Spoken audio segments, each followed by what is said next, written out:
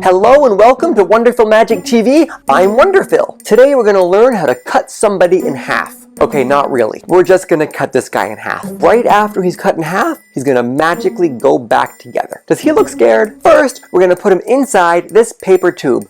And make sure he's in there nice and snug. You can see him going in. You can see him going out.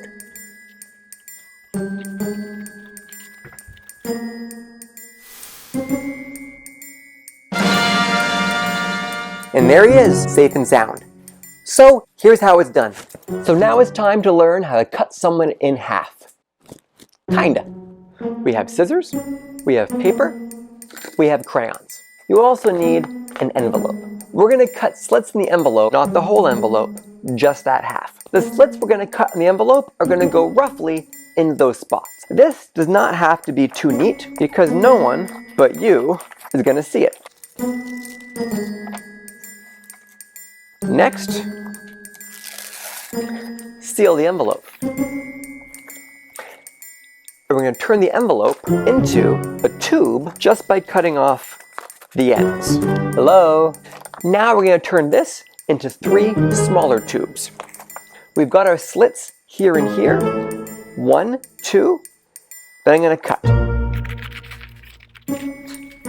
Slit 1, slit 2. Then I'm going to cut. So now we have 3 little tubes, and each one has 2 slits down the back. Now we're going to cut out a long piece of paper that's narrow enough to fit inside these slits. You also want to make sure it's long enough to be seen on either side of the envelope once you put it through. On this piece of paper, you can draw a stick person, a car, a dog, a giraffe, whatever you like.